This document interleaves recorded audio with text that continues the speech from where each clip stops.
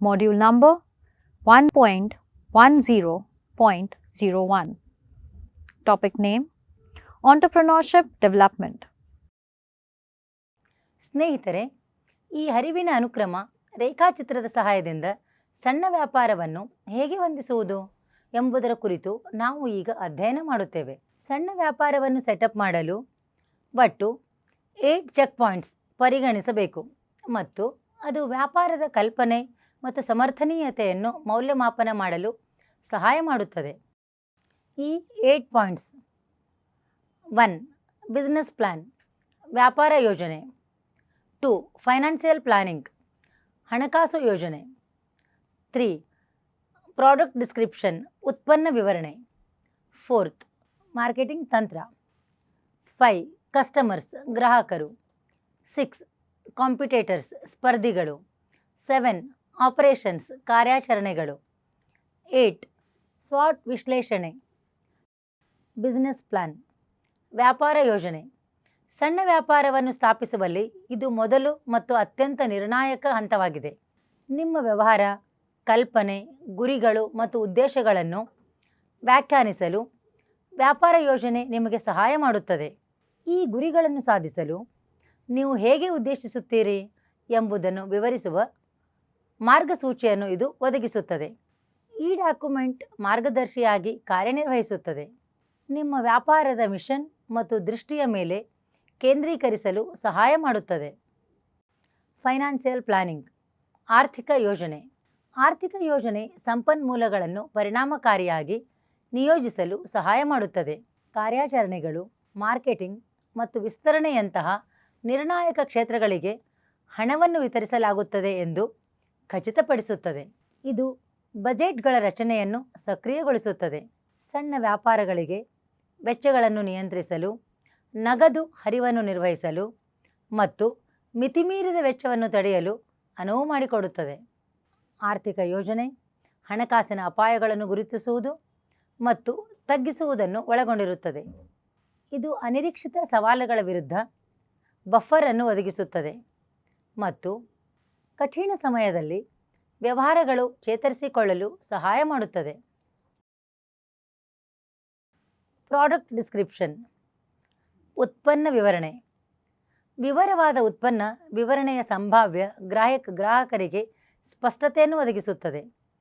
ನಿಮ್ಮ ಉತ್ಪನ್ನದ ವೈಶಿಷ್ಟ್ಯಗಳು, ಪ್ರಯೋಜನಗಳು ಮತ್ತು ಅನನ್ಯ ಮಾರಾಟದ ಅಂಶಗಳನ್ನು ಅರ್ಥ ಮಾಡಿಕೊಳ್ಳಲು ಅವರಿಗೆ ಸಹಾಯ ಮಾಡುತ್ತದೆ. ಇದು ಸಂವಹನ ಸಾಧನವಾಗಿ ಕಾರ್ಯನಿರ್ವಹಿಸುತ್ತದೆ. ಗುರಿ ಪ್ರೇಕ್ಷಕರಿಗೆ ನಿಮ್ಮ ಉತ್ಪನ್ನದ ಮೌಲ್ಯವನ್ನು ಪರಿಣಾಮಕಾರಿಯಾಗಿ ತಿಳಿಸಲು ನಿಮಗೆ ಅನುವು ಮಾಡಿಕೊಡುತ್ತದೆ.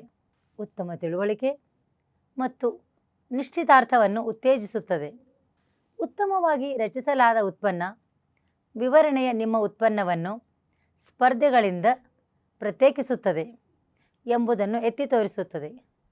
ಇದು ಅನನ್ಯ ಮಾರಾಟದ ಪ್ರಸ್ತಾಪವನ್ನು USP ರಚಿಸಲು ಸಹಾಯ ಮಾಡುತ್ತದೆ ಮತ್ತು ನಿಮ್ಮ ಕೊಡುಗೆಯನ್ನು ಮಾರುಕಟ್ಟೆಯಲ್ಲಿ ಇರಿಸುತ್ತದೆ. ಮಾರ್ಕೆಟಿಂಗ್ ಸ್ಟ್ರಾಟಜಿ, ಮಾರುಕಟ್ಟೆಯ ತಂತ್ರ. ಉತ್ತಮವಾಗಿ ವ್ಯಾಖ್ಯಾನಿಸಲಾದ ಮಾರ್ಕೆಟಿಂಗ್ ಕಾರ್ಯತಂತ್ರವು ನಿಮ್ಮ ಸಣ್ಣ ವ್ಯಾಪಾರದ ಬಗ್ಗೆ ಜಾಗೃತಿ ಮೂಡಿಸುತ್ತದೆ. ಸಂಭಾವ್ಯ ಗ್ರಾಹಕರು ನಿಮ್ಮ ಉತ್ಪನ್ನಗಳು ಅಥವಾ ಸೇವೆಗಳ ಬಗ್ಗೆ ತಿಳಿದಿರುತ್ತಾರೆ ಮತ್ತು ಅವುಗಳನ್ನು ಅನನ್ಯವಾಗಿಸುತ್ತದೆ ಎಂಬುದನ್ನು ಅರ್ಥ ಮಾಡಿಕೊಳ್ಳುತ್ತಾರೆ. ಇದು ಗ್ರಾಹಕರ ಸ್ವಾಧೀನ, ಸ್ಪರ್ಧಾತ್ಮಕ ಅಂಚು, ಬ್ರ್ಯಾಂಡ್ ನಿರ್ಮಾಣ ಮತ್ತು ಆದಾಯ ಉತ್ಪಾದನೆಯಂತಹ ಹಲವು ಕ್ಷೇತ್ರಗಳಲ್ಲಿ ಸಹಾಯ ಮಾಡುತ್ತದೆ. ಕಸ್ಟಮರ್ಸ್, ಗ್ರಾಹಕರು. ಸಣ್ಣ ವ್ಯವಹಾರಗಳಿಗೆ ಗ್ರಾಹಕರು ಆದಾಯದ ಪ್ರಾಥಮಿಕ ಮೂಲವಾಗಿದೆ. ಅವರ ಖರೀದಿಗಳು ಮತ್ತು ನಿರಂತರ ಬೆಂಬಲವು ವ್ಯಾಪಾರದ ಆರ್ಥಿಕ ಯಶಸ್ಸು ಮತ್ತು ಸುಸ್ಥಿರತೆಗೆ ನೇರವಾಗಿ ಕೊಡುಗೆ ನೀಡುತ್ತದೆ.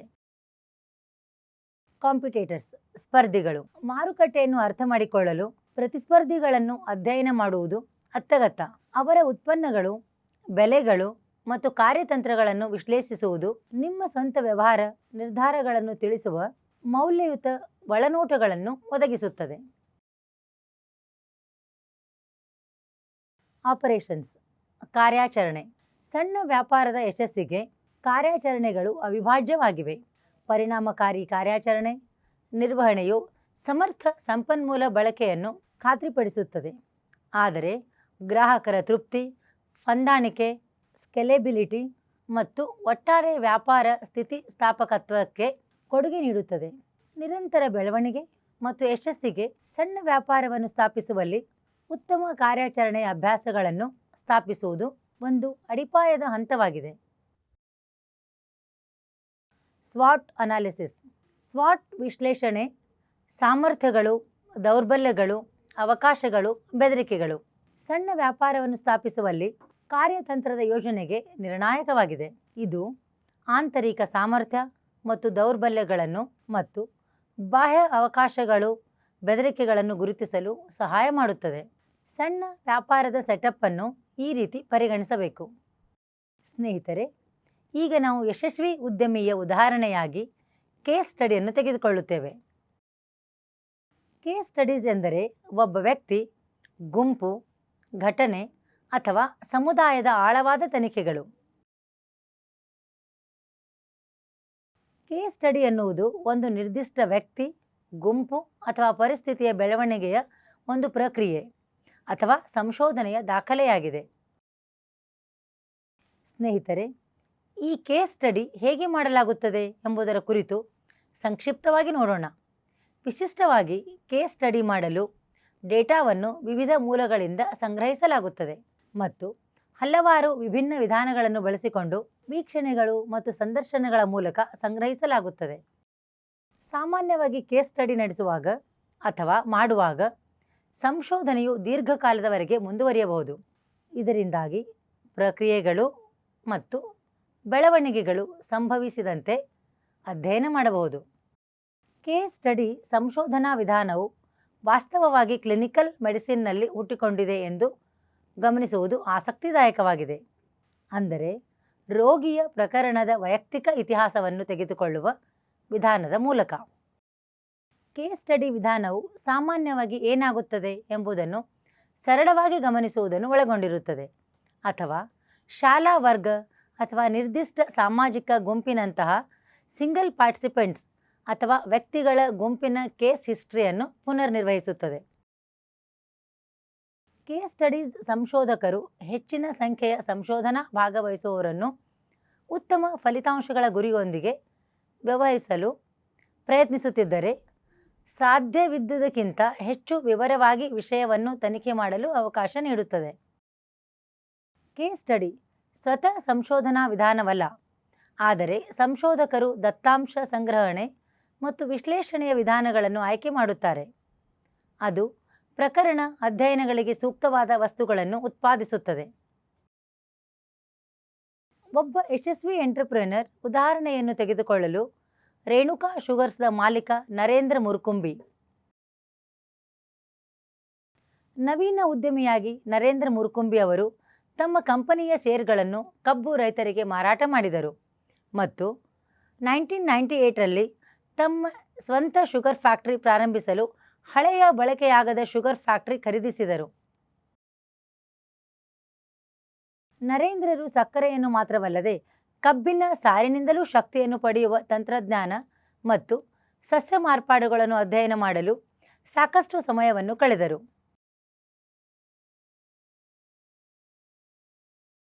ಅವರು 2005ರಲ್ಲಿ ಭಾರತದಲ್ಲಿ ಮೊದಲು ಸಕ್ಕರೆ ಸಂಸ್ಕರಣಾಗಾರವನ್ನು ಸ್ಥಾಪಿಸಿದರು. ಇಂದು ಅವರ ರೇಣುಕಾ ಶುಗರ್ಸ್ ಕಂಪನಿಯ ಮೌಲ್ಯ ಸರಿಸುಮಾರು 2000 crores. ವಾಣಿಜ್ಯೋದ್ಯಮಿ ಸ್ಥಾಪಿಸಿದ ಉದ್ಯಮವು ಗುಣಮಟ್ಟವನ್ನು ನೀಡಲು ಸಾಧ್ಯವಾಗದಿದ್ದರೆ ಅದು ಯಶಸ್ವಿಯಾಗುವುದಿಲ್ಲ. ನರೇಂದ್ರ ಮುರ್ಕುಂಬಿ ಅವರು ಉದ್ಯಮದ ಉದಾಹರಣೆಯನ್ನು ನಾವು ನೋಡಿದ್ದೇವೆ. ಅಲ್ಲಿ ಅವರು ಗುಣಮಟ್ಟದ ಉತ್ಪನ್ನ, ಸೇವೆಯನ್ನು ನೀಡುತ್ತಾರೆ.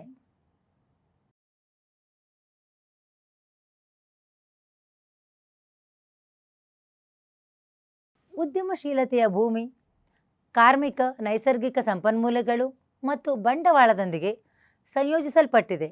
ಆದ್ದರಿಂದ ಇದು ಗುಣಾತ್ಮಕ ಸಮರ್ಥನೀಯತೆಯನ್ನು ಹೊಂದಿರಬೇಕು. ಉದ್ಯಮಿಗಳು ಬಹಳಷ್ಟು ಅಪಾಯಗಳನ್ನು ತೆಗೆದುಕೊಳ್ಳುತ್ತಾರೆ. ವಿಧಾನಗಳು, ಸೇವೆಗಳು ಮತ್ತು ಉತ್ಪನ್ನಗಳೊಂದಿಗೆ ಹೊಸತನವನ್ನು ಕಂಡುಕೊಳ್ಳುತ್ತಾರೆ ಮತ್ತು ಅವರ ದೃಷ್ಟಿಕೋನದಲ್ಲಿ ಸಾಕಷ್ಟು ಸಕಾರಾತ್ಮಕತೆಯನ್ನು ತರುತ್ತಾರೆ. ಜಾಗತಿಕ ಮಾರುಕಟ್ಟೆಗಳು ಶಾಶ್ವತವಾಗಿ ಬದಲಾಗುತ್ತಿರುವ ಕಾರಣ ಅವರು ಆರಾಮ ವಲಯ ಅಥವಾ ತೊಡುಗೆ ಪ್ರವೇಶಿಸಲು ಶಕ್ತರಾಗುವುದಿಲ್ಲ ಮತ್ತು ಅವರು ಮಾರ್ಕನ್ನು ಹೊಂದಿರಬೇಕು. ಆದ್ದರಿಂದ ಸ್ನೇಹಿತರೆ, ನಾವು ವಾಣಿಜ್ಯೋದ್ಯಮದ ಅಭಿವೃದ್ಧಿಯ ಅಂತ್ಯಕ್ಕೆ ಬಂದಿದ್ದೇವೆ. ನಾವು ಇಲ್ಲಿ ಅರ್ಥ ಮಾಡಿಕೊಂಡಿದ್ದೇವೆ: 1. ವಾಣಿಜ್ಯೋದ್ಯಮಿ ವ್ಯಾಖ್ಯಾನ. 2. ಎಂಟರ್ಪ್ರಿನರ್ಶಿಪ್ ಉದ್ಯಮಶೀಲತೆ. 3. ವಾಣಿಜ್ಯೋದ್ಯಮದ ಗುಣಮಟ್ಟದ ಅಂಶ. 4.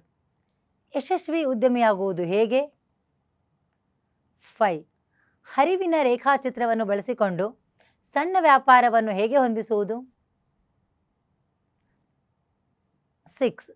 Case study.